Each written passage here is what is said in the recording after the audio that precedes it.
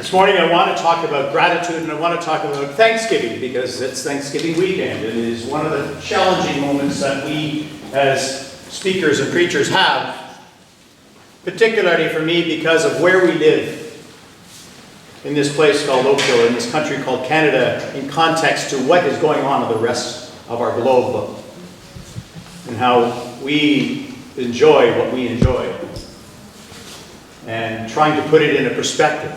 And I know and you know that we can't solve all the problems of the world, and we cannot stop creation from doing as creation does, as we have just seen this past few days in Haiti and Cuba and South in Florida. But we need to be working in conjunction with our world, our earth. When I was a child, living in Saskatoon, for those of you that don't know, my father was also a priest. We lived in what's called the deanery. My dad was the dean of a cathedral in Saskatoon, and we lived in a house right on Spadina Crescent that ran the length of the city along the South Saskatchewan River. It was a beautiful setting, beautiful parks and trees, and a wonderful place for a child to grow up. And right beside us, just about 25 meters away, was this Gothic, huge cathedral, the greatest playground in the world. My dad didn't even know I was playing in the cathedral all the time. And right behind us was the parish hall, where all of the community activities took place. And because we lived where we did, we had a lot of people come to the door.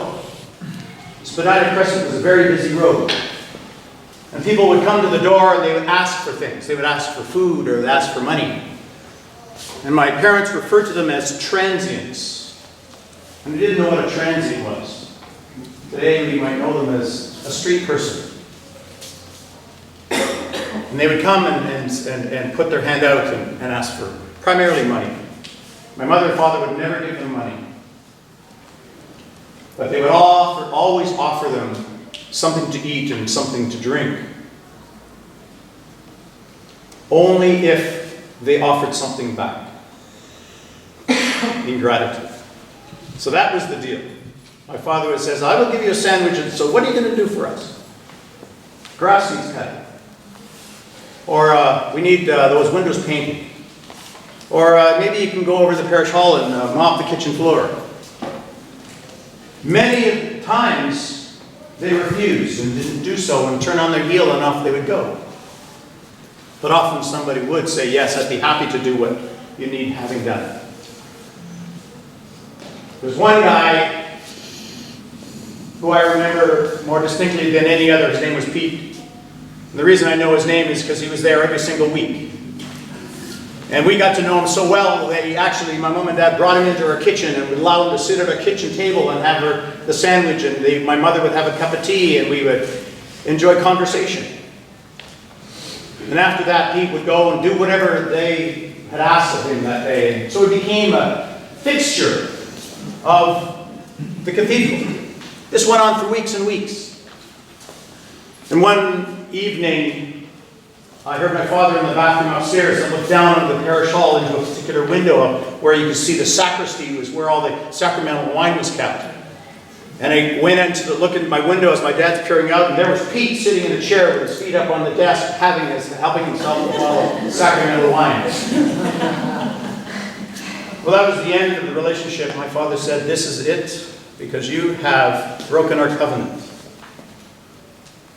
And Pete was heartbroken and left, and I didn't see him ever again. However, a number of days later, I remember my mother picking something up and bringing it into the kitchen and putting it on the kitchen table, and there was a small basket. There were a few things in it which I don't remember. I do remember 2 bags of Smarties, one for my sister, one for myself.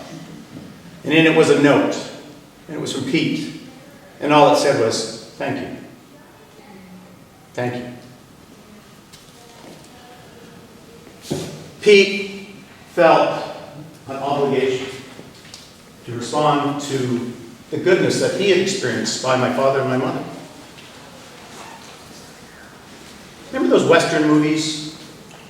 One guy goes into the bar and he sidles up to the bar. "What do you have, partner?" And he says, "I'll have a whiskey." And the guy takes a whiskey, he chugs it down and says, "Much obliged. Much obliged." You ever wonder what that means? You ever thought of it? What does much obliged mean? What do you think? I'm in your debt. Yeah, I'm in your debt. Almost. I'm in your debt. It occurred to me, and I was thinking about this week, and so I went, of course, to the dictionary and Googled, and I pulled up much obliged, and it says, to require by law or conscience or force of necessity. Obliged, to bind morally, as by a promise. To place under debt of gratitude for some benefit or favor. To put one in debt of gratitude as by a favor. Gratitude, obligation. Thanksgiving is only appropriate to give thanks when we have then an obligation. The obligation to respond to the blessing in some manner, to, as we have heard many times before, pay it forward. We are only as good in thanksgiving as we are in obligation to pay it forward. However that may be for us. Growing up as a kid, my kids particularly, Thanksgiving was not part of their vocabulary. You know, growing up, my children would do something, I'd give them something, and they'd run off, and I'd go, "You're welcome!" Oh, thank you. Damn, I forgot. You know, it's not part of our DNA as human creatures to be immediately creatures of thanks. We are creatures of survival and sustenance and acquisition in order to survive. And that gratitude and thanksgiving is something that we grow into as a gift. It is something we become aware of. It's something that becomes part of our consciousness, part of our spirit, part of our sinew. And that as we grow and evolve, the gratitude then, we hope, is something that we pass on to others in obligation. And what we are hearing from the scriptures this morning is that sense throughout the course of human history, in our Old Covenant reading, Old Testament reading, we hear the people of Israel who had been looked after by God, and manna had come from the wilderness. And after the people have settled in Israel, that what God is telling them is, it is now time for you to give back. So when you have this abundant harvests, and you collect it all for yourself, you are required to take it back to the priest, to tithe it, to give 10% back, to share.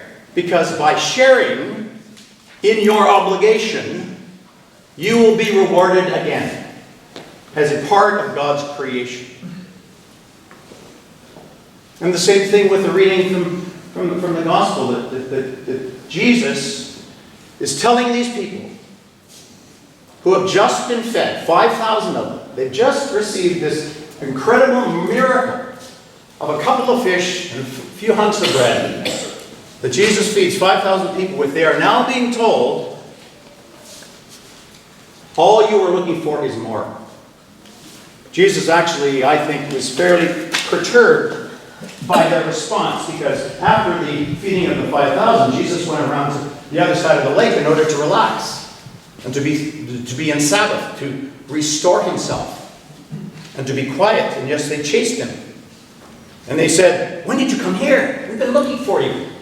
And Jesus' answer was, "I tell you, you are looking for me, not because you saw signs or understood exactly what was going on, but you want more. You want more." And that's not what that was about. What you just experienced was something so miraculous and so different and so extraordinary that it should point you to something far greater than just mere survival. That your survival and thanksgiving is by virtue of our Creator God who gave us life. And it is in Him that we owe thanks and where our blessings reside. And until you can figure that out, you are nothing. You do not understand. And they say, okay, what do we have to do? What do we have to do? And he just said, open your eyes and understand. Just understand the signs. Look around you, what you have. Look around you at what you've been blessed with and what you have going on in your life. Why are you so blind? And I really find it challenging for myself sometimes to wake up every morning and really deeply understand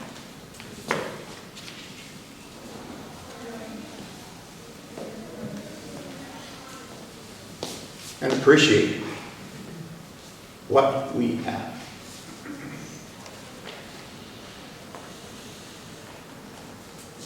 I thank my Creator for my life.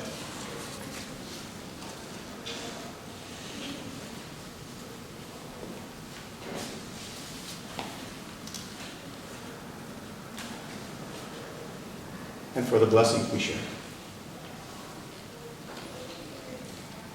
And all I ask is how more may I feel my obligation,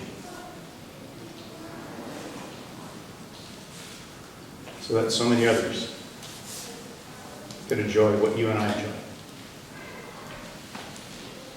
Thanks be to God.